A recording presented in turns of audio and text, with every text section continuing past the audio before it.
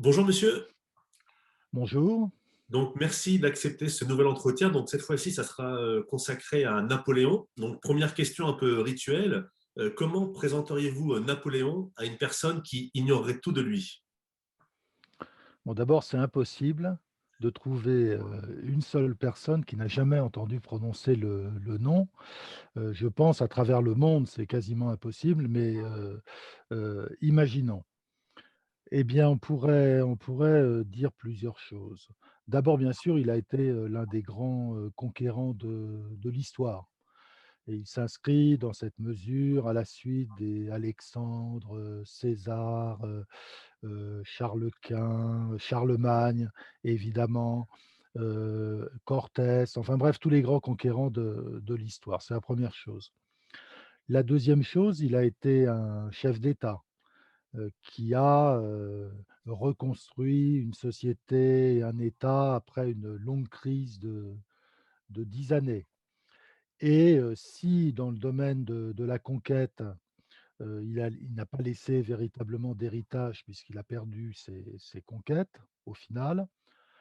Comme chef d'État, il a laissé un héritage, impressionnant puisque, nous vivons au milieu des créations, napoléoniennes 200 ans après. Donc voilà ce que je dirais. Peut-être une troisième chose, à la différence de beaucoup de grands conquérants du passé, il venait d'assez bas dans la société et il est monté, très haut. Plus haut sans doute, qu'aucun de ses contemporains. Merci de cette première réponse. Pour la légende impériale, pour la légende Oui. napoléonienne, qu'est-ce qui compte le plus? Le code civil Austerlitz, en fait, pour être clair, l'œuvre civile ou la gloire militaire? Bah, ça dépend des époques. On peut dire que il y a un peu plus de 100 ans, c'était la gloire militaire qui comptait le plus. C'est-à-dire que dans une France, très patriotique, qui était, hantée par la défaite de 1870 face à l'Allemagne, qui rêvait de la revanche, Napoléon était d'abord le général, victorieux. Voilà, la conquête et la victoire sur l'Europe. Aujourd'hui, où le patriotisme, est plus tiède, où, la guerre n'a plus la magie qu'elle a pu avoir il y a 100 ans, assurément le code civil, compte davantage. Voilà, ça dépend un peu des époques. Vous savez, il a eu le les motifs de l'admiration ont changé avec le temps. Mmh. On entend souvent, donc vous avez parlé de la gloire militaire, on entend souvent dire que Napoléon était un génie militaire, mais de manière objective, sur quels critères peut-on déterminer qu'une personne, et en l'occurrence Napoléon, est-elle un génie militaire? Bah, tout d'abord, le premier critère, c'est le côté instinctif de son talent militaire. Puisque s'il a fait des études, d'artillerie, hein, voilà, à l'école, en même temps, ses études étaient très théoriques. Il avait une expérience de la guerre qui était uniquement, livresque. Voilà, lisant les mémoires des militaires du passé, de Turenne, et cetera et il est entré de plein-pied dans la guerre sans en avoir une expérience, concrète, hormis une petite expédition, du côté de la Sardaigne en 1700 au début de 1793 et à la fin de 93, il se trouve précipité dans la vraie guerre à Toulon et là, tout de suite, il va montrer, plusieurs, qualités. La première, c'est le coup d'œil et je pen c'est ça sa supériorité par rapport aux autres, c'est qu'il n'a pas besoin de passer 6 mois sur un terrain pour le comprendre et tout de suite, il juge le terrain, il devine où il faut passer, il comprend où il faut mettre une batterie de canon, pour, mettre en difficulté, l'adversaire. Bref, il a un coup d'œil extraordinaire et c'est ce qui, va longtemps assurer sa supériorité. La deuxième, c'est l'instinct inné du commandement. Le fait que ce jeune homme, qui est pas vraiment impressionnant physiquement, hein, parce qu'il était moyennement grand, sa taille bien sûr, on dit toujours qu'il était petit, il était pas petit pour l'époque, il était d'une taille, moyenne. Mais il avait l'air un peu souffreteux, il présentait pas très bien, il n'avait pas la prestance que peuvent avoir certains officiers. Heu, Néanmoins, il imposait son autorité avec beaucoup de charisme, même à des officiers beaucoup plus chevronnés que lui. Et on le voit quand il arrive en Italie, où il est moqué d'abord par les officiers, mais ça ne dure pas. C'est-à-dire que très vite, il impose son autorité. Donc il a cette deuxième qualité qui est l'instinct du commandement après l'instinct du terrain. Et puis ensuite, il a dès Toulon, on peut dire qu'il l'a conçu à Toulon, un schéma, tactique qui va faire merveille pendant longtemps, puisqu'il va falloir près d un peu moins de 20 ans à ses adversaires pour comprendre ce qui leur arrive, qui est au fond de toujours être supérieur en nombre, quelle que soit, l'importance des forces ennemies. Et pour cela, sa tactique, c'est de diviser, les forces, ennemies, de les obliger à se séparer en plusieurs, tronçons et de jeter l'ensemble de ses forces sur un tronçon de l'armée ennemie, puis de se retourner contre l'autre. Donc une tactique qui est fondée avant tout sur la recherche du point de faiblesse du dispositif ennemi pour l'attaquer et obliger les armées ennemies à se diviser, et ensuite une stratégie qui est fondée sur la vitesse. Et il va donner le tournis à ses ennemis pendant des années. Ils n'ont pas le temps de voir ce qui leur arrive, qu'ils sont vaincus. Donc, et c'est ça qui va fasciner ses contemporains. Donc on peut dire qu'il avait en effet le génie de la guerre. Alors ce génie, sans doute, s'est un peu, érodé avec le temps. D'abord parce que ses adversaires commencent à comprendre, ce qui leur arrive et vont, par exemple, l'archiduc, Charles, responsable des armées autrichiennes, va engager des réformes pour faire de l'armée autrichienne, un outil, efficace et pour que l'armée autrichienne ne soit plus, cruellement vaincue à chaque, rencontre. Mais il est vrai qu'avec l'augmentation de la taille des armées, mise en présence, son génie militaire va un peu, s'émousser. Parce que Bonaparte, heu, finalement, la guerre de Bonaparte, c'est une guerre avec des armées, peu nombreuses, très mobiles, vivant sur le pays, donc sans toute, une intendance, très lourde, qu'il faut, mouvoir. Alors quand il va se retrouver en Russie avec une immense armée de plus de 500 000 hommes, on verra que même s'il reste un très, très grand, militaire, un très, très grand combattant, en même temps, il n'aura plus cette, vitesse de mouvement, cette vivacité, cette légèreté dans l'action qu'on avait vue au début de sa carrière et qu'on reverra à l'extrême fin, en 1814 au moment de la campagne de France, où là, il est toujours inférieur à ses adversaires et où il retrouve les recettes, tactiques du début de sa carrière et il s'en est fallu de peu d'ailleurs. Bon, probablement il devait succomber sous le nombre, mais en même temps, il a infligé quelques défaites mémorables à ses armées très supérieures en nombre. Donc c'est voilà, il a du génie dans le domaine de la guerre, d'autant plus que contrairement à beaucoup de militaires qui n'aiment pas la guerre en fait, lui il l'aime. Bon, c'est un peu le côté dangereux du personnage aussi, c'est qu'il l'aime trop. Mmh. Vous avez parlé dans votre réponse, comme Napoléon, comme chef d'État, avait laissé une œuvre civile Oui, importante, immense. Est-ce qu'on peut aussi le qualifier de génie pour l'œuvre civile qu'il a laissée et donnée à la France? oui, alors je pense que le génie, il est dans l'art de gouverner et d'ailleurs, il y a un lien avec la question précédente, c'est qu'il va transporter dans la politique, les vertus qu'il avait montrées dans la guerre. C'est un militaire, donc il a une conviction, c'est que les choses doivent être faites d'abord, doivent être bien conçues, les réformes, ensuite bien exécutées et être conçues de telle sorte, qu'elles vont, durer. Donc chez lui, dans sa politique, il y a un principe de réalisme. Vous savez, il avait une définition que je fais mienne. Il dit on parle toujours du gouvernement représentatif. Et il dit: «Le vrai gouvernement représentatif, c'est celui qui conduit la politique que souhaite la majorité». Voilà, point. Donc un principe de réalisme.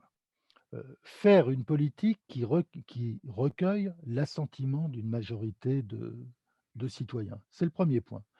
Le deuxième, c'est le culte de l'efficacité dans l'action politique et ça lui vient de la guerre.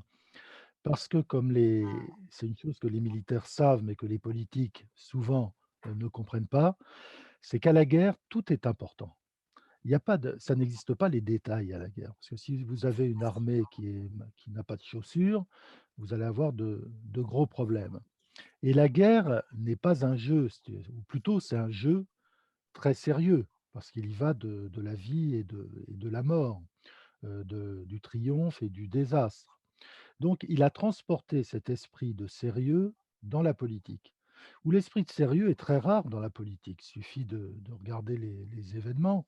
C'est-à-dire que les politiques savent que la politique n'est pas un jeu très, très sérieux. C'est-à-dire, si vous ratez une réforme, si elle a été mal conçue, mal mise en œuvre, bah, vous pouvez la ranger dans un tiroir, on voit ça très souvent, et la ressortir 1 ou 2 ans plus tard pour tenter une nouvelle, expérience. À la guerre, souvent, il n'y a pas de deuxième chance. C'est-à-dire que si vous ratez le moment, l'histoire, dans ce cas-là, ne repasse pas les plats, comme on dit, familièrement. Et donc il transporte dans la politique cette conception militaire du commandement et de l'action. Et c'est ça, à mon avis, qui explique, le succès des mesures qu'il a mises en œuvre et des réformes qu'il a entreprises. Il faut ajouter à cela une légitimité très forte, parce que vous savez, la force de Bonaparte, c'est qu'il ne vient pas de la politique. Même s'il a été l'ami des Robespierre, il ne vient pas de la politique. Les victoires qu'il a remportées en Italie et la légende de l'Égypte ont recouvert, ce qu'il avait pu avoir de politique dans son début de carrière. Et il apparaît comme quelqu'un qui, au-delà des partis, incarne la patrie en danger, incarne la France, incarne la grandeur de ses conquêtes et de ses victoires.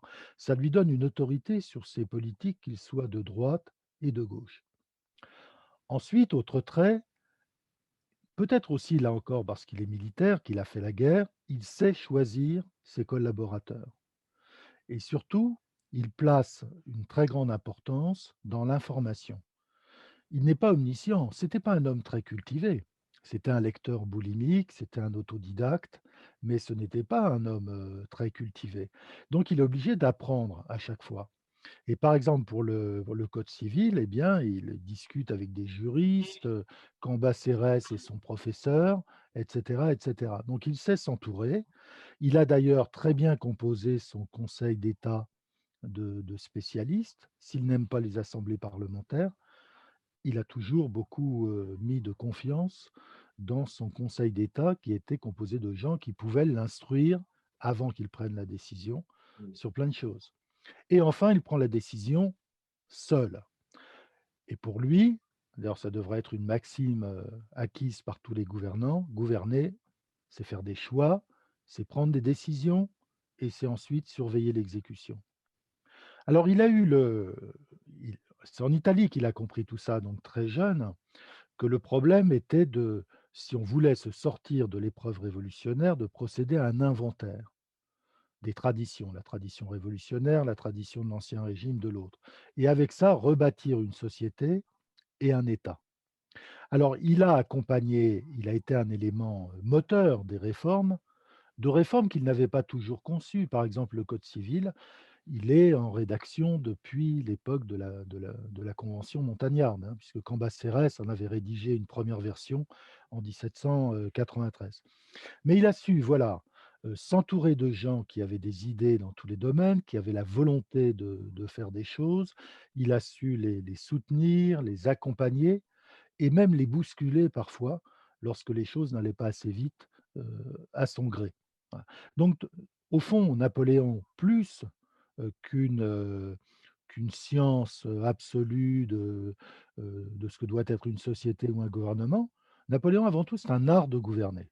C'est un style de gouvernement, mais vous pouvez avoir, les meilleurs, plans de réforme du monde et que ça ne donne rien si précisément vous manquez de cet art de gouverner. Parce que la qualité des gens qui conçoivent les réformes sous le Directoire, vous savez, les projets de réforme étaient là. C'est-à-dire tout ce que le consulat va faire, les ministres du Directoire, et cetera, l'avaient conçu. Réforme du système fiscal, réforme de l'administration, et cetera, remettre l'autorité de l'État un peu partout. Seulement, il y avait, ni esprit de décision, ni volonté, ni courage. Donc dans ce cas-là, vous n'avez rien. Bon, on peut faire plein de parallèles avec d'autres, époques plus proches de nous, hein. Mais, voilà, donc Napoléon avant tout, c'est une manière de gouverner. Sans la Révolution, Napoléon serait-il resté dans les échelons inférieurs hiérarchiques de la société, ou au contraire, était-il trop talentueux pour rester prisonnier de sa condition sociale? Pour être clair, sans 1789, est-ce que Napoléon aurait pu devenir maréchal du roi de France ou d'un autre roi Bourbon, enfin de Louis XVI ou d'un autre roi? Non, car depuis les réformes du comte de Saint-Germain, hein, ministre de la Guerre, heu, des règlements, concernant l'avancement des militaires avaient été, édictés, qui bridaient la carrière des officiers, non nobles et non nobles depuis un certain nombre de générations. Or les Bonaparte se sont fait, fabriquer en Italie, des titres plus ou moins douteux de noblesse, toscane, parce qu'il fallait que les enfants, soient nobles pour obtenir les bourses qui leur permettraient d'aller étudier sur le continent. Mais ces titres, n'avaient aucune chance d'être, reconnus par les bureaux de Versailles, et probablement ils seraient restés d'ailleurs comme beaucoup d'officiers, de l'époque, révolutionnaire, ils seraient restés, à un stade de sous-officier ou peut-être de lieutenant, mais ils ne seraient pas montés, au-delà. Donc il a fallu, la Révolution pour lui offrir des opportunités qu'il n'aurait pas eues, sous l'Ancien Régime. Il est réellement le fils de la Révolution, c'est-à-dire que, il est, inimaginable sans la Révolution. Du reste, il y a beaucoup de gens, comme lui qui, venant de milieux très divers, vont pouvoir, monter très haut, devenir maréchal notamment, grâce à la Révolution. Je pense à Lannes, qui était fils, je crois, d'une domestique, je me souviens plus là, sur le moment. Il y en avait un autre qui était fils d'un cabaretier, c'est Murat. Enfin bref, des gens qui venaient du bas de l'échelle, qui sont entrés dans l'armée souvent comme volontaires, en 1791 ou 92, et qui ensuite ont gravi les échelons à grandes enjambées pour se retrouver, généraux à 24 ou 25 ans. Et puis il y aura même l'exemple de Bernadotte qui va devenir roi de Suède, Roi de Suède, et ses voilà. descendants en ligne directe sont encore. Oui, tout à fait. Mmh. Pour préparer cet entretien sur Napoléon, je vous ai beaucoup écouté dans les conférences que Oui, vous avez pu donner ici oui, ou là, ou les entretiens à la radio. Et il y a une phrase que vous avez dite, sur laquelle j'aimerais revenir, parce que je la trouve à la fois étonnante et intéressante, parce que c'est une analyse que vous faites. Alors, vous dites que le coup d'État de Brumaire, en réalité, n'est pas un coup d'État. Et je vous cite nommément, vous dites, il y a un consensus très fort. Vous parlez même d'élections un peu brusquées, mmh, élections avec quelques baïonnettes en guise de butin de vote. ouais, Est-ce que vous pourriez revenir là-dessus, exactement. s'il vous plaît? Écoutez, il faut, revenir, bon, la France n'est pas vraiment un pays de coup d'État. On a eu, un coup d'État en 1961, on en parle beaucoup en ce moment, le Carteron de généraux, à la retraite, qui n'a pas réussi. Et il y a 2 événements qui se ressemblent beaucoup, qui sont, l'accession de Bonaparte au pouvoir le 18 Brumaire en 1799 et le retour de Gaulle au pouvoir le 13 mai, 1958.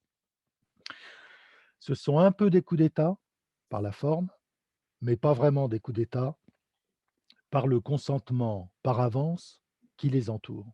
Je m'explique. Il faut bien mesurer, quelle était la situation, au moment du coup d'État. La terreur avait d'une certaine façon compromis, pour longtemps, les idées républicaines. Parce qu'après tout, la 1re République avait été associée à la terreur, à la période de la terreur. Et il s'en était suivi une sorte de désaffection de l'opinion vis-à-vis du régime, républicain, qui était sans remède. Alors chaque année, il y avait des élections législatives. Tantôt, la minorité de droite l'emportait, tantôt la minorité de gauche. Et le gouvernement était tenu par le parti, entre guillemets, des anciens régicides. C'est-à-dire des gens qui avaient tout à perdre en cas de restauration royale, et notamment peut-être la vie, si le roi décidait de venger la mort de Louis XVI. Aussi, pour se maintenir au pouvoir, il faisait chaque année un coup d'État. Alors, une année, il brisait la majorité des parlementaires de droite, et l'année suivante, la majorité parlementaire de gauche. Donc, un discrédit total du régime, qui était un peu racheté par les victoires militaires.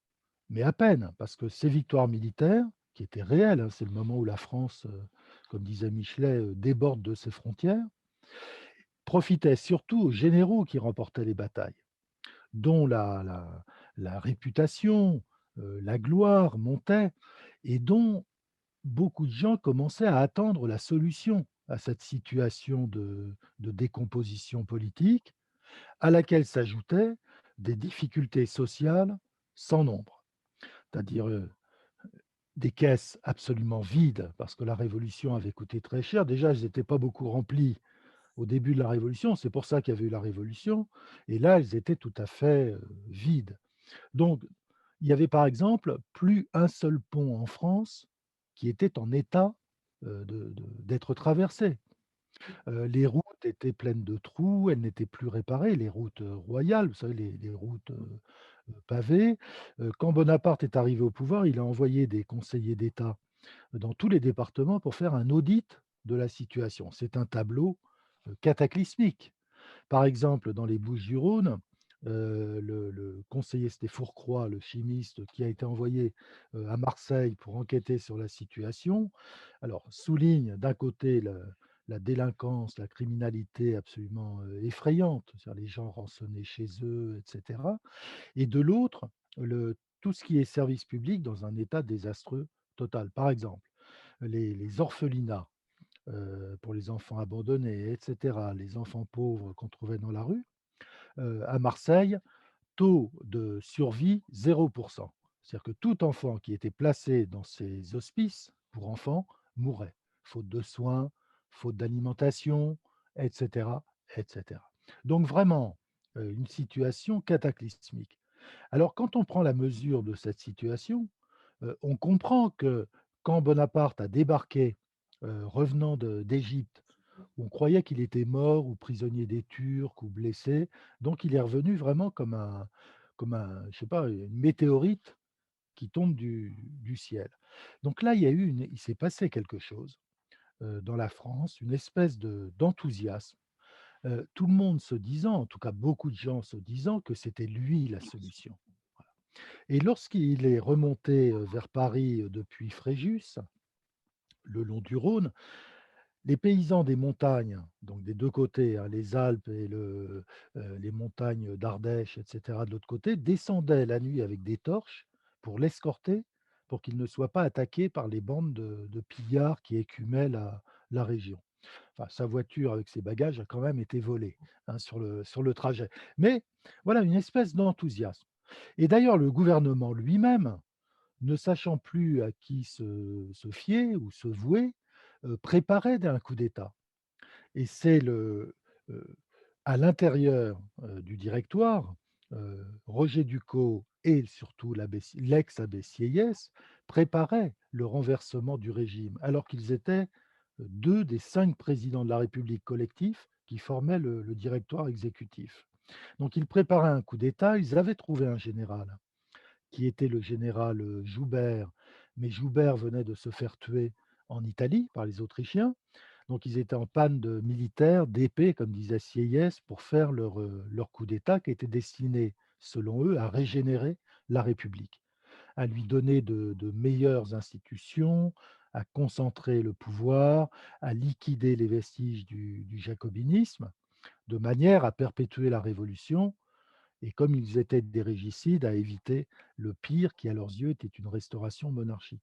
Donc quand Bonaparte est arrivé à Paris, eh bien, ils ont fait affaire avec lui. Ils se sont, entendus, si bien que lorsque les opérations ont été, déclenchées le 18 Brumaire, le consentement était là.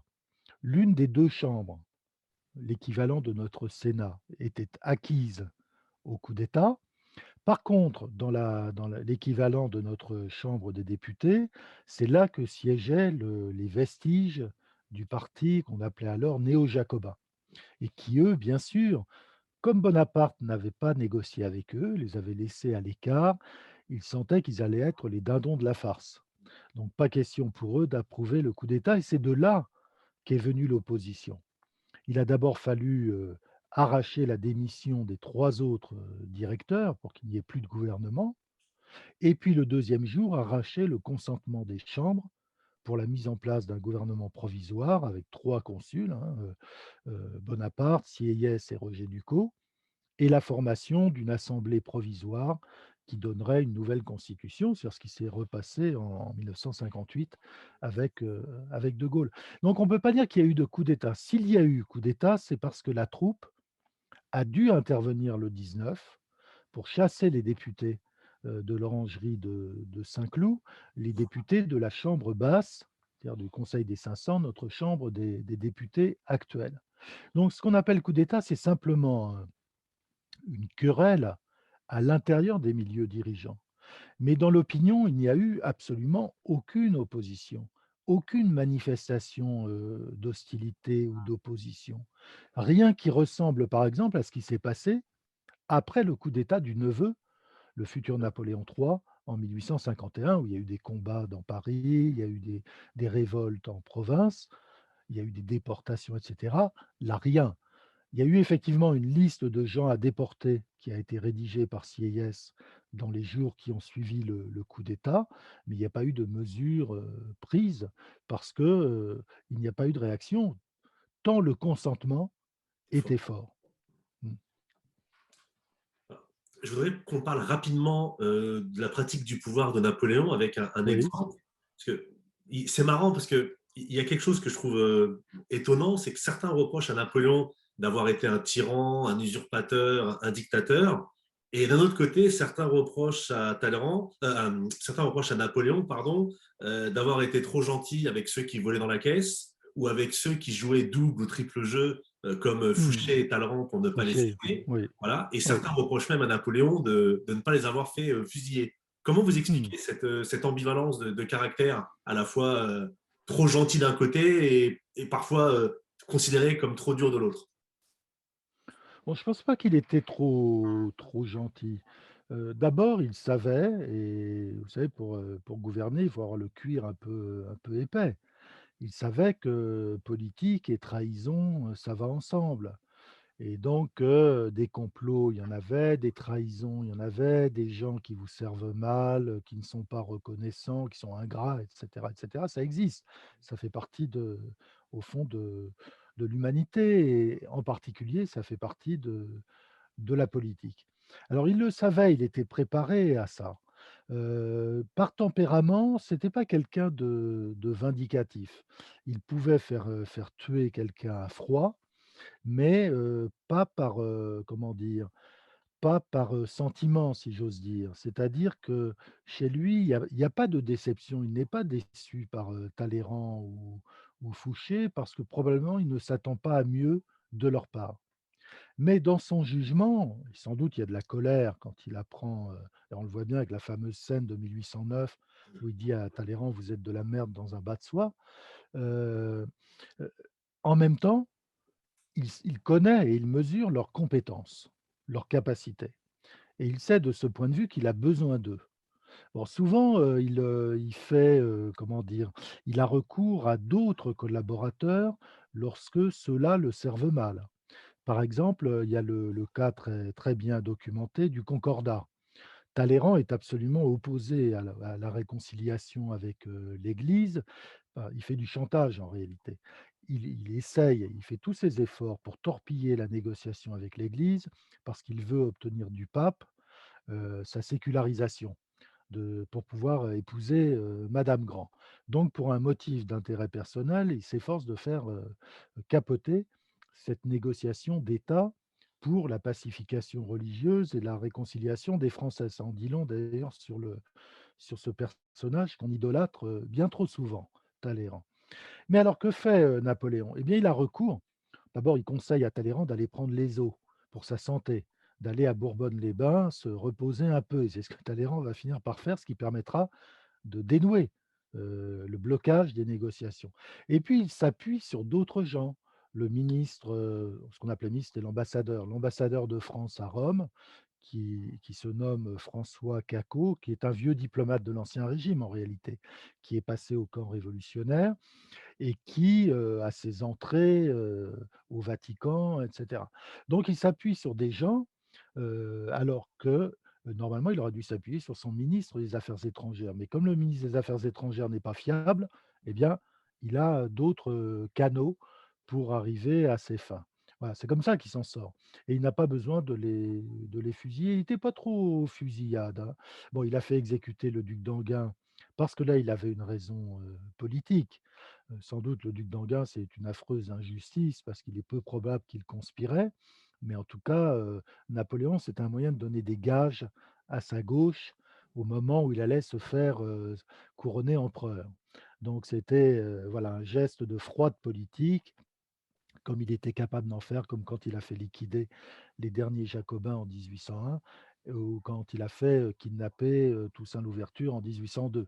Mais ça, ce sont des actes de politique et jamais il ne s'est, vengé. Quand le maréchal Ney promet à Louis XVIII, tout à la fin, au moment où Napoléon revient de l'île d'Elbe, donc avant Waterloo, de le ramener dans une cage de fer. Napoléon est au courant, bien sûr, est informé, mais lorsque, il approche du point où Ney l'attend avec des troupes pour lui barrer la route de Paris, il écrit à Ney en lui disant, «Mon cher ami, mon cousin», il appelait les maréchaux mon cher cousin, «Si vous venez à moi, je vous recevrai comme au soir de la bataille de la Moskowa», où Ney s'était, particulièrement illustré.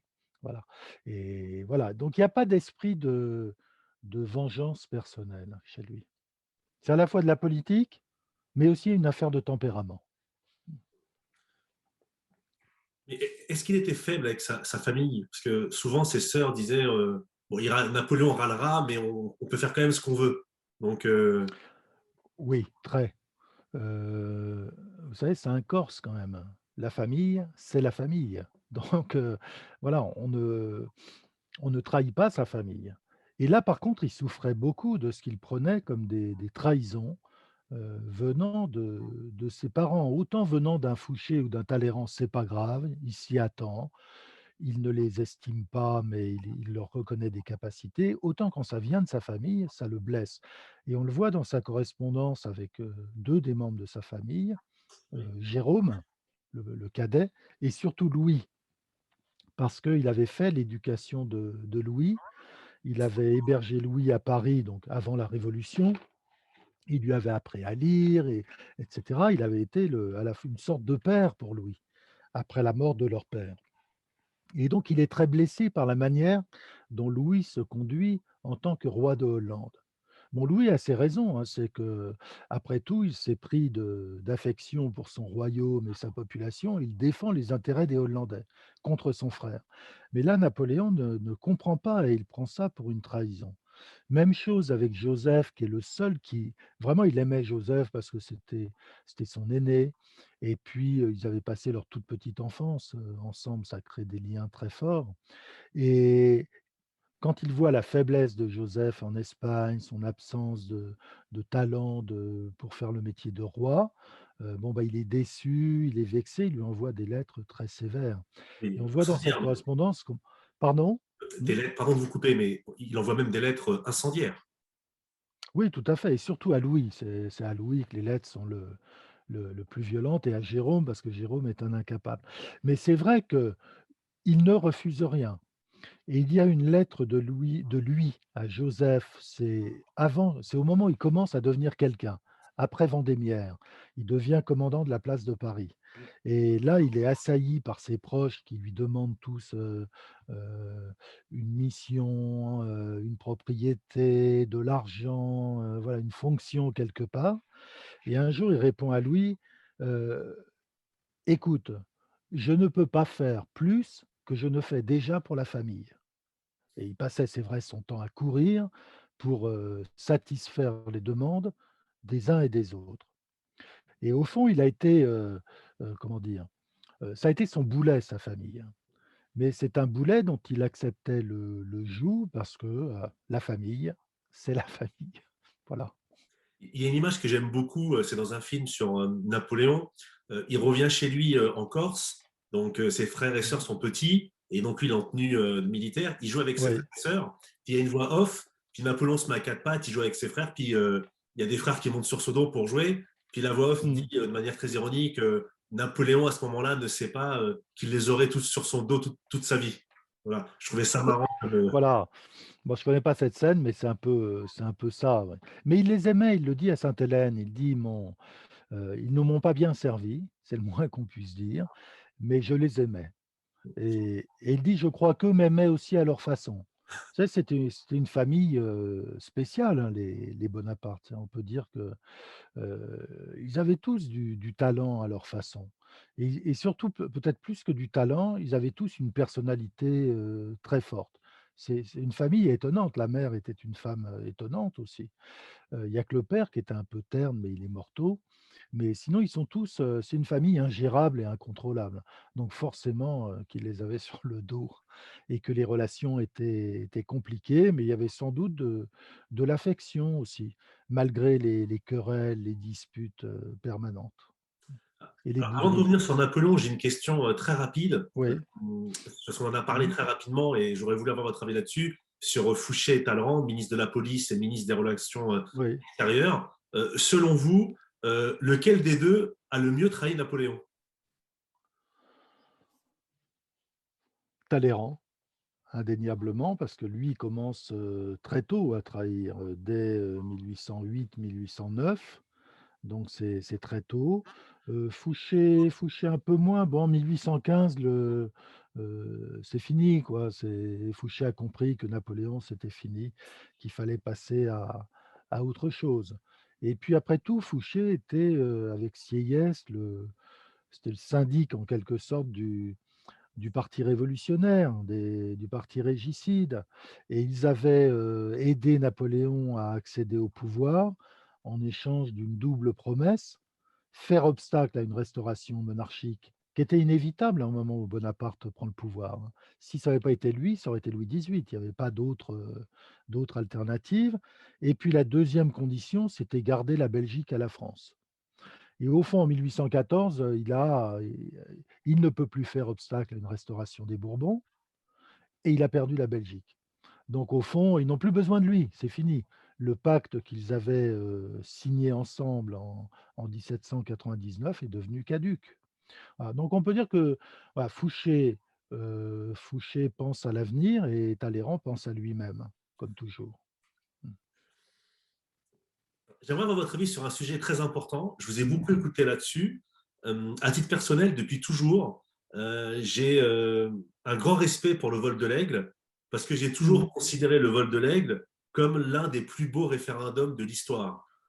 Je sais que vous avez un avis plutôt réservé là-dessus. Oui. Est-ce que vous pourriez nous dire votre analyse parce que je sais que pour vous, lorsque Napoléon revient de l'île d'Elbe, il pense plus à lui qu'à la France, selon Oui, vous. tout à fait, oui.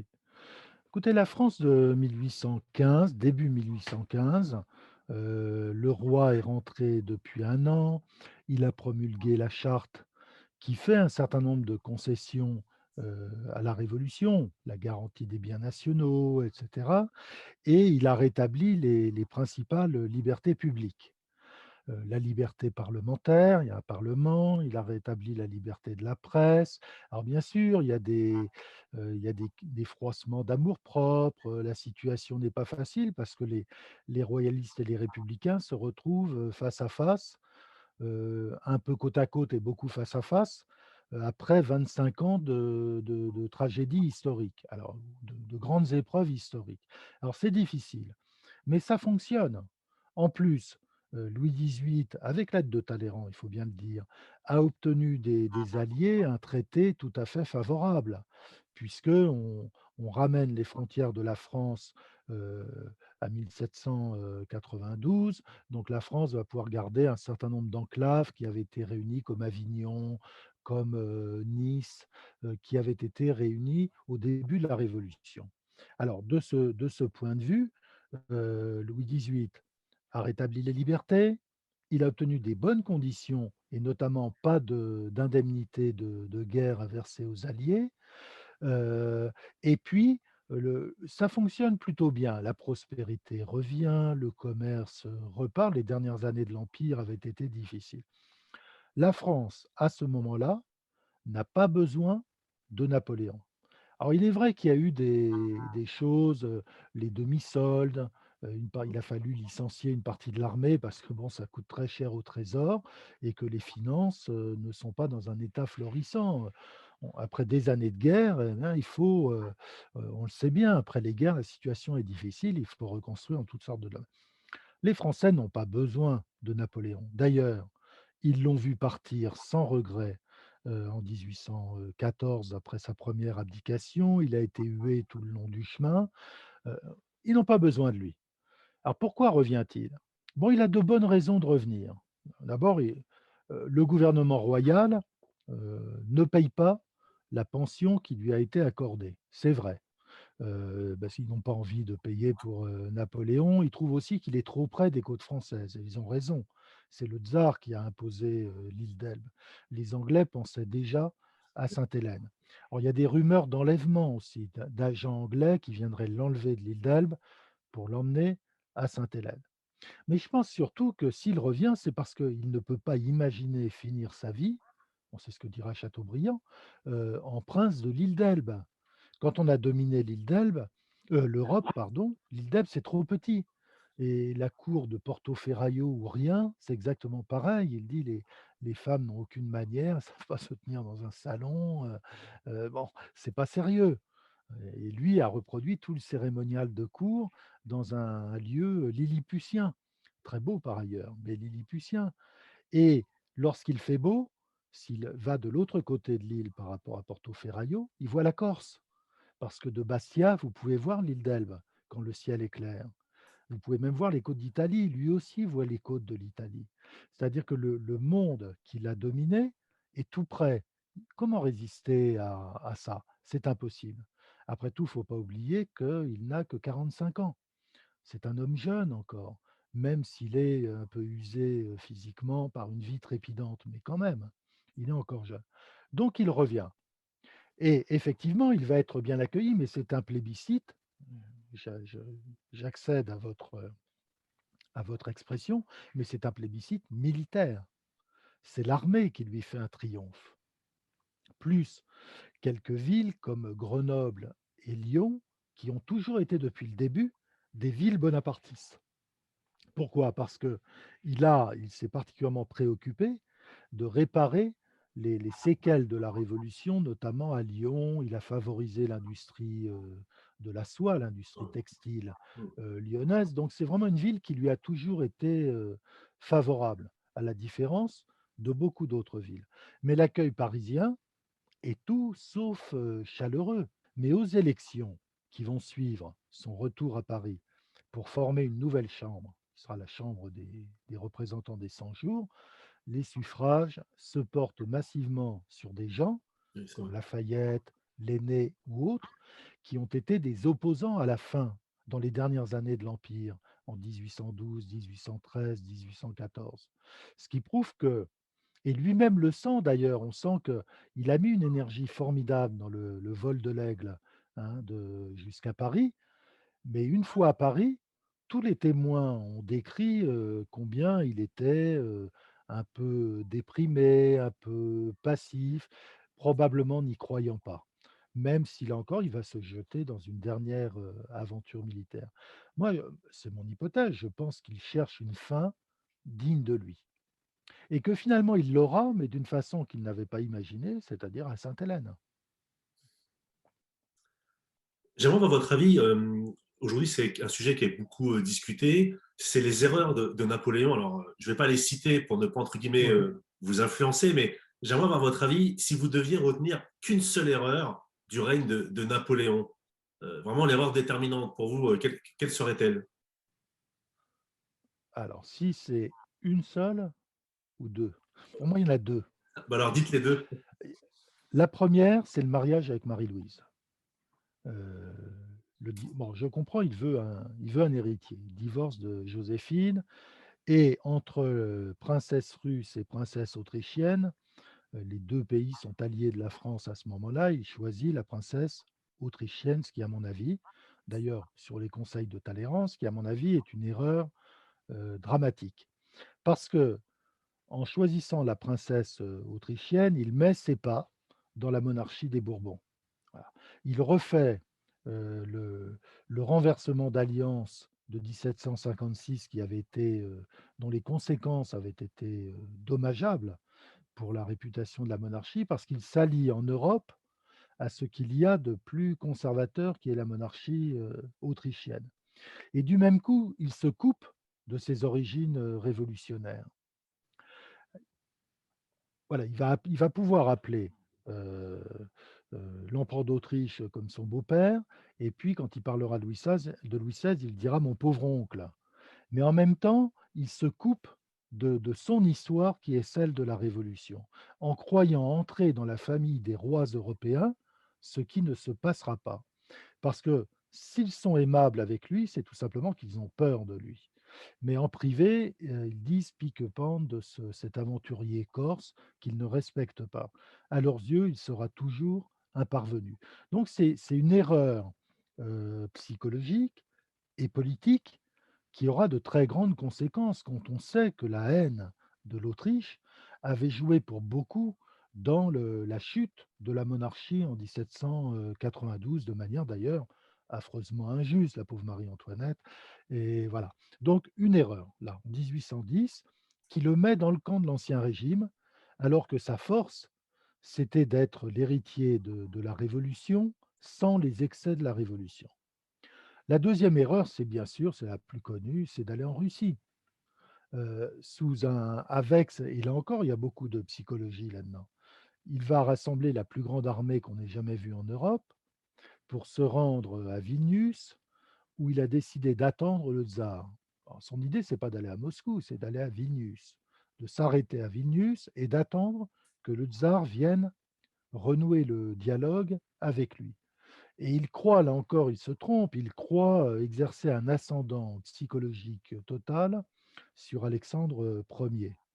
Seulement, il ne sait pas qu'Alexandre Ier, qui l'admire, n'a jamais eu d'affection pour lui ou même de sympathie, et il ne sait pas surtout, ce qui prouve qu'il n'était pas très bien renseigné, qu'Alexandre Ier avait changé, que, cet ancien élève des philosophes du XVIIIe siècle, qui avait été élevé par un philosophe, suisse, La harpe, oui. était la harpe, était passé du côté, vieux russe, orthodoxe et comment dire? Cultivant, l'idée de la grande et sainte Russie.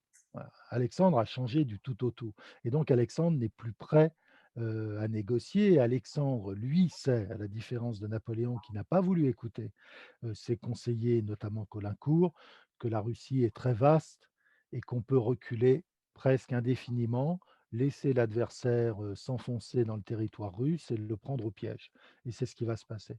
Donc une erreur, pour la Russie, politique, puisqu'il n'y va pas pour vaincre les Russes, il y va pour rétablir leur alliance. Drôle de manière de rétablir une alliance.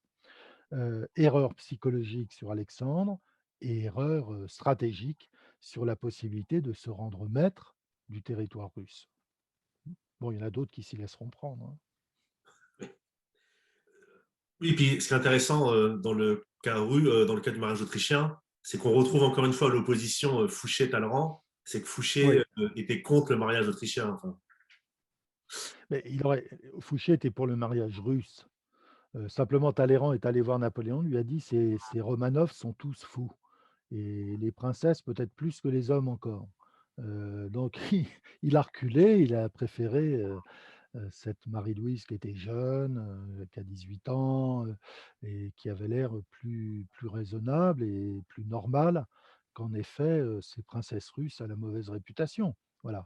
Mais en même temps, l'alliance russe aurait eu le mariage russe plutôt, d'abord aurait permis peut-être, d'empêcher la brouille entre la Russie et la France en 1811, qui allait conduire, ouais. à la guerre, et sans doute d'ailleurs le rejet des offres russes de mariage a joué. Parce que la cour, russe a été, mortellement vexée, du refus de la princesse qu'ils offraient à Napoléon.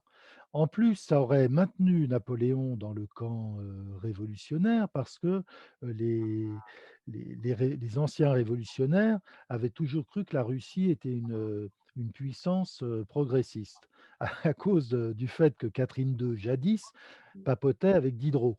Voilà, c'était, vous savez, comme un peu tous ces Français qui aimaient les Prussiens parce que Frédéric II avait reçu à sa table Voltaire. Voilà. Donc, c'était des illusions sans doute, mais peut-être que ça aurait permis de maintenir davantage le système d'alliance, le système européen de Napoléon, que une alliance avec l'Autriche. L'Autriche qui avait été quand même battue 1797, 1800, 1805, 1809 à plate couture et qui rêvait de revanche. J'ai une dernière question, Monsieur Oui. Guénipré, parce que cet entretien touche malheureusement à sa fin. Euh, à votre avis, Napoléon défait à Waterloo, est-ce un rendez-vous manqué avec l'histoire, avec un grand H, bien évidemment? Bah, écoutez, il y avait bien sûr, mais là, je reprendrai simplement la phrase de Fouché en 1815, lorsque Napoléon part en campagne, direction de Bruxelles. Fouché dit: «Il va gagner une bataille, il gagnera peut-être la deuxième, mais il perdra la troisième. Et alors, ça sera à moi de jouer». Et il avait vu juste, c'est-à-dire que Napoléon, en 1815, lève une armée qui n'a absolument plus rien à voir avec la Grande Armée ou les armées du temps de l'Empire. Bon, tout le monde connaît les Marie-Louise, ces soldats de 15 ans qu'on va envoyer à la boucherie à Waterloo. Bon, l'armée n'existe plus en réalité. Une partie, d'ailleurs, les meilleurs sont morts au cours des campagnes passées, et c'est bien naturel. C'est une époque où les généraux mouraient beaucoup, hein. C'est pas comme les guerres plus tardives où les généraux sont loin du front. Là, ils sont sur le front, donc ils meurent beaucoup. En plus, la disproportion des forces, cette fois, est impossible à surmonter. Donc il ne refera même pas le coup de 1814, parce que c'est toute l'Europe qui arrive en direction de la France, qui revient et qui, cette fois, est vraiment décidé à en finir avec celui qu'ils prennent pour un trublion ou, comme on formule, qui le dénonce après son retour de l'île d'Elbe, perturbateur du genre humain. Voilà. C'est-à-dire que cette fois, il n'y aura plus de gentillesse ou d'accommodement, c'est terminé. Ils viennent à la fois pour l'éliminer et pour punir la France. Donc ça, la deuxième restauration va être très différente de la première. Et c'est pour ça que pour moi, le retour de l'île d'Elbe est une mauvaise action contre la France. Parce que les Alliés qui avaient été très accommodants en 1814 ne le seront plus en 1815 et vont compromettre, euh, et son retour compromet finalement, après, les possibilités de réussite de la monarchie restaurée et va engager la France dans un cycle de révolution qui va durer presque un siècle. Donc en cela, il a été très coupable. Donc je ne crois pas que ce soit une chance manquée. L'Europe ne voulait plus parler avec lui, ne voulait plus négocier avec lui. Et là, il y avait une vraie unanimité, il fallait s'en débarrasser. Donc effectivement, et comme le dit Fouché, il n'aurait pas pu gagner indéfiniment. Et même s'il était arrivé à Bruxelles, qu'est-ce que ça aurait changé sur le fond, à partir du moment où cette fois l'accord des Alliés était complet et solide. Donc voilà Ben, un peu mon interprétation de la suite. eh bien, écoutez, merci beaucoup, ça sera le mot de la fin. Merci à vous. Merci à vous.